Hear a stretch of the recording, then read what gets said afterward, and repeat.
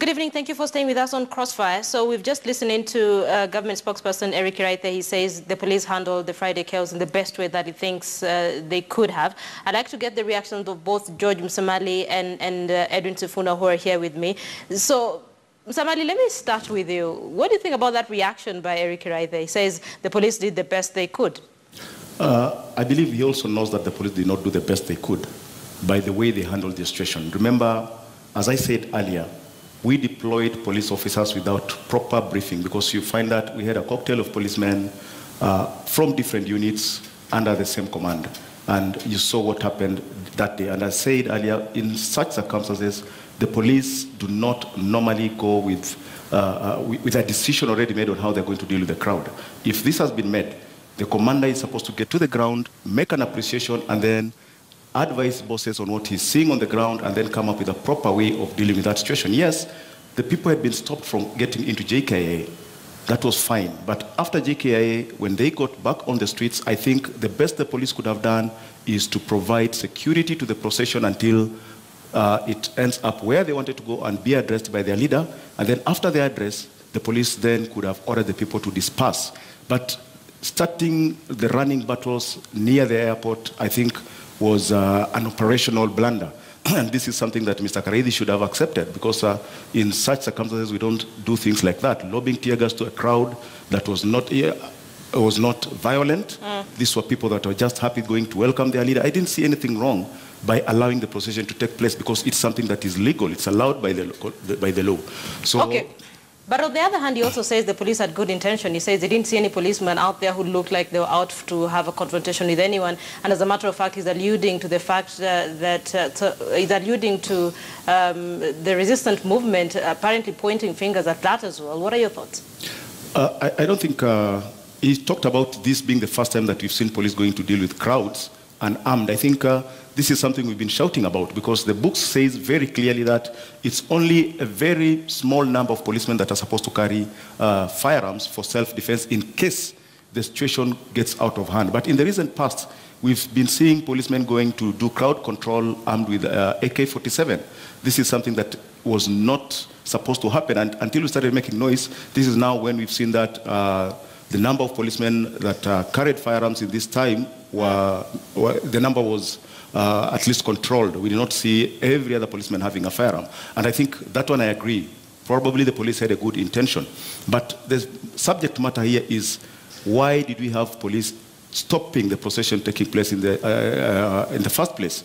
Because notification had been given as required by the law, and only police, the only thing that police were supposed to do was to provide security, not to stop the procession taking place altogether. And if there were any security reasons that made them feel that this procession should not take place, then they should have gone to the organizers of this procession and advised them accordingly and told them, for reason A, B, C, D, we feel that this procession should not take place. Because what happens is that now people are looking at the police that are playing a partisan role. They are not independent per se, because it's like the police have now taken political sides, and this is something, it's giving a wrong picture to the people, and that is why the people remain defiant.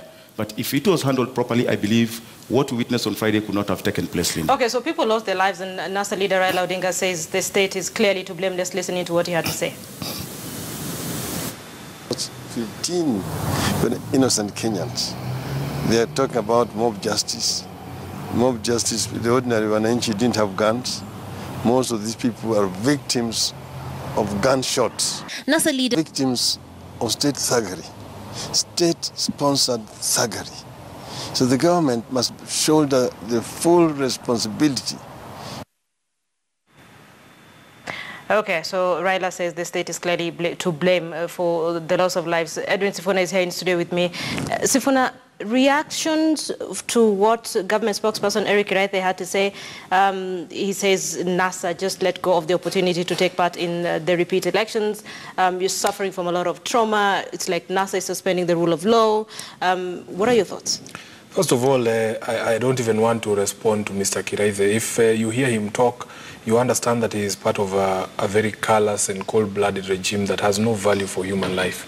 As we speak right now, just from the clip that you have shown, there are more than 20 people who have been killed. Most of them have been shot by bullets from the Jubilee government. We are yet to confirm the figures. Yeah, I mean, you are a media house leader. We will confirm. You can take just the way that Raila went to the morgue. I want to see KTN going to the morgue. We will, but we have to work with facts. Whether those people were stoned or whether they were shot. We will work with facts. I mean, yeah, so okay, go on. We can't have people like Kiraithe talking the way he is when there are people lying in the morgue today dead. There are families that are mourning. So I really don't want to say anything to him other than remind him that the reason why he does not see the development that he wants to see that he's talking about is because he serves a regime that has stolen all our money.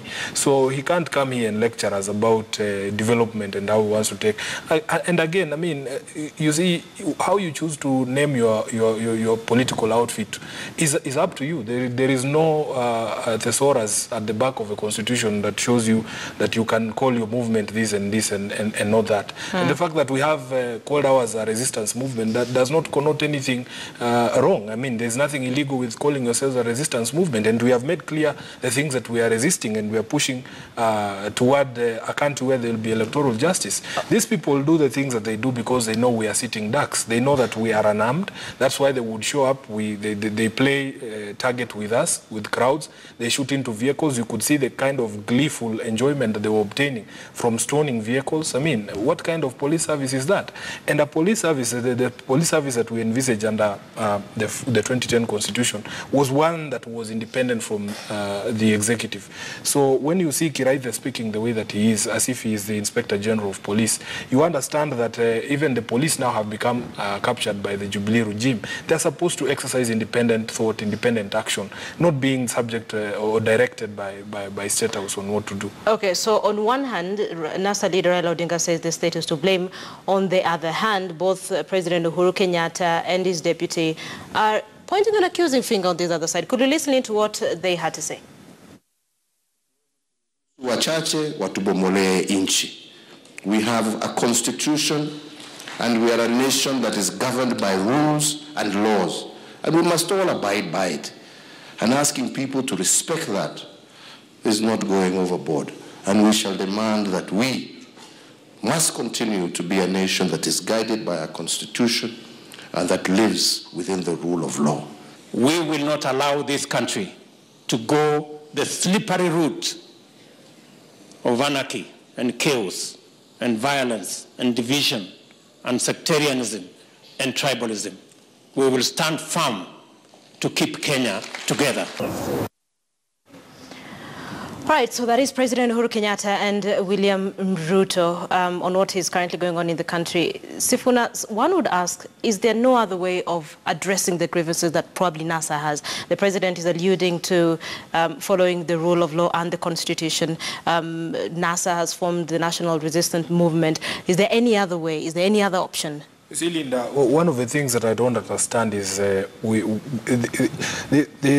gentlemen that you had speaking there, they have always sought to profile the opposition as people who operate outside of the law. Are you? And the question you should ask, in fact, you should address that question to those two gentlemen, is in which specific respect have we left the confines of the law?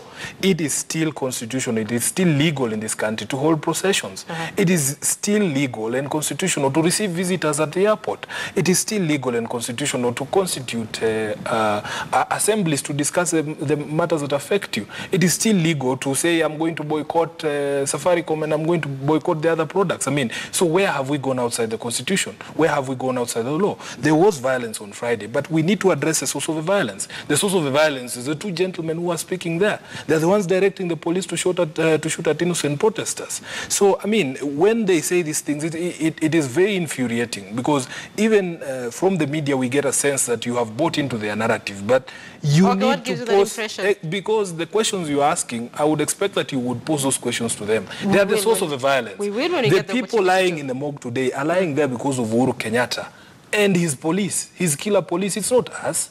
So they are the ones who are outside. And in fact, those two gentlemen are the last people to lecture anyone about the rule of law. This is the same president over the past 4 years that we've seen disobeying court orders at will. He's the one who was insulting judges just recently. I mean, what does he understand about the rule of law? We have always been pushed and pushed, but we have always been, even what is happening now, we are being incited, we are being provoked into acting outside the constitution, but we have chosen to stick within the law. Okay, so when NASA leader Raila Odinga talks about third liberation, what exactly is he talking about? Because that is what he said on Friday, that he's going to have, this is the beginning of a third liberation for the country. Yes, you need to understand the historical context. There has been the first liberation, the second liberation. Could we just listen a little bit just to what he had to say? Mimi nimekuja kuambia nyinyi wa Kenya ati wakati wa ukombozi wa tatu ndio umefika. Ukiona ishara bila meona, hii ni ishara ya ile serikali ambayo inaanguka. Kama hii ya Mugabe.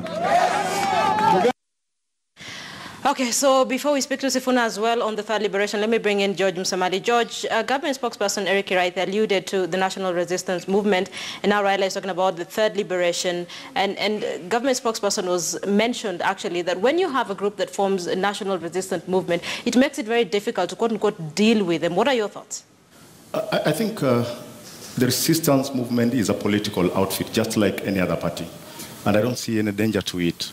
But the problem we must agree here is that there are two ways of resisting.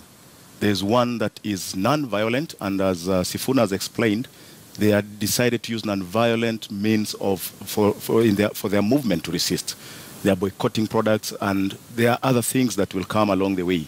But if we take examples from the worry I think Mr. Kiraithe has is we take example, let's have case studies.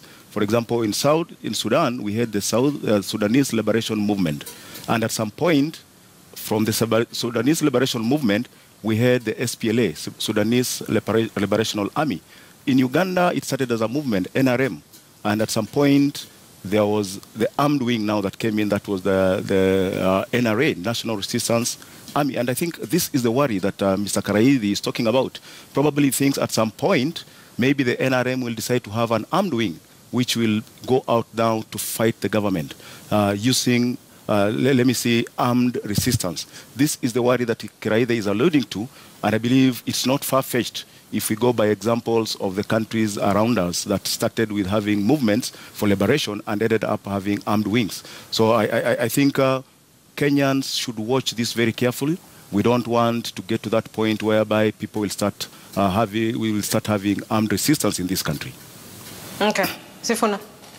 Yeah, I mean, Linda, even as a leader here in Nairobi, I can tell you that we are under tremendous pressure from our people because every time that we go to them and preach to them, they need to remain peaceful, they need not to be retaliatory.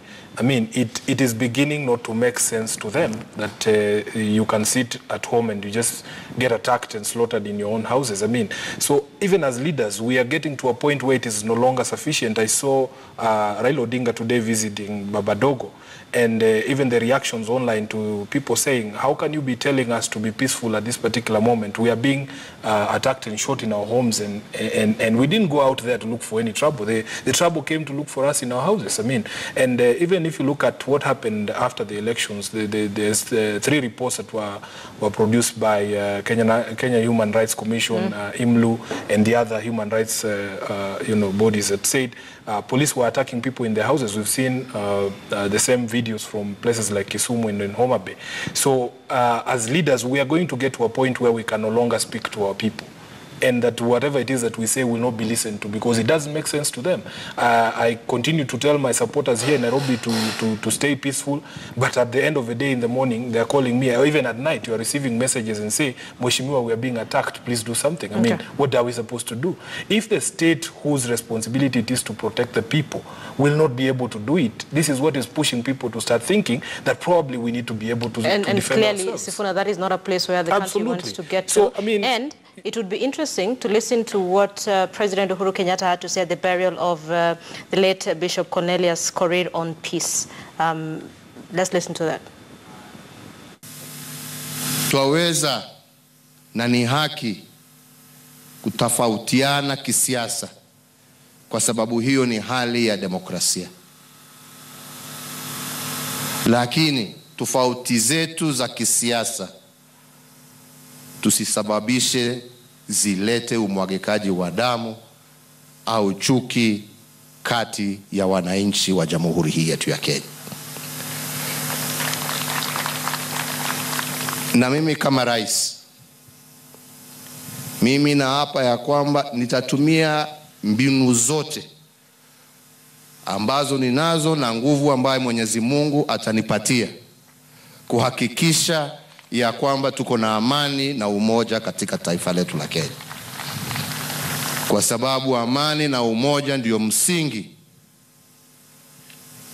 wa maendeleo yote. Haya, Rais Uhuru Kenyatta anasema atatumia mbinu zote kuimarisha amani katika nchi ya Kenya. George Msamali, allow me to get your closing comments on this. Sifuna is alluding to the fact that if we continue like this as a country, we'll get to a point where even leaders will not be able to address their own people. And listening into President Uhuru Kenyatta, he says he will do anything to ensure there's peace in this country. Where should he start? Linda, I think personally, as Sifuna said, this thing has taken a life of its own. He's not saying that they'll get to a point where the people will not listen to their leaders again. I think we've gotten to that point where the people are not listening to their leaders. I base this on what happened in Kisumu, Migori during the 26th repeat elections, whereby Raila had told his supporters to remain at home and not go out there to demonstrate or stop the elections from taking place. But you saw the young men got out. They got out on the streets. They blocked the roads. The elections were not able to be conducted in those areas, meaning clearly that we have an already radicalized youth. And I mean, to control this, we'll need a lot of talking to, because these are dangerous grounds we are walking on. And I think the president has a very hard task to deal with this kind of radicalization that we're currently witnessing amongst the youth. And to help this, we'll need to have an independent police service. In 2010, we enacted a law and said we don't need to have a police force in Kenya anymore. We need to have a national police service. And the Inspector General was supposed to be independent. And then in 2014, Parliament watered down the laws and made the Inspector General again an executive appointee. This is now leading people to believing that the police are partisan. And this is very dangerous. And the way you saw the youth acting, it's like they're dealing with a police that they already believe is not there for them. And that is why they said, by all means, we have to demonstrate, by all means, we have to escort Raila back into the country, because they believe that the police are playing a partisan role. And I think what the president needs to do now is to work in such a way that we will have a police service that looks independent. Samali, I need Sifuna to have the last word. I need to wrap up. Yeah, I think what we need now, as I was saying, is to have a police that looks independent and plays a non-partisan role in ensuring security and safety to all Kenyans. Okay. Sifuna, you get the final word. I agree with what he's saying. I mean, I want to be able as a leader to be in a position to tell our supporters that you are safe in your houses, that the police will protect you from the marauding gangs that we hear are killing people. But I cannot say that, because it is not the truth. We need the police to understand that it is their responsibility to protect life and property for all of us, including those of us in NASA and even those in Jubilee. The confidence with which the president speaks when he's addressing his supporters in burials is because he's on the other side of the gun. He's the one holding the gun. And I want to tell him that for those of us who are looking at this side, we only see him as the person holding the gun. He needs to tell his police to stop killing us. That's all he needs to do. All right, allow me to leave it at that on Crossfire. Thank you so much for watching this evening. Allow me to say a big thank you to my guest, Edwin Sifuna, who's a lawyer, George Msamali, security expert, as well as government spokesperson Eric Kiraithe, who spoke to us a little earlier on phone. Like I mentioned, we were expecting to have Kakai Kissinger as well, a lawyer. He wasn't able to make it. Thank you for watching. Have a good night. Checkpoint begins in under 9 minutes with Akiso Wandera sitting in for Yvonne Okwara Matole.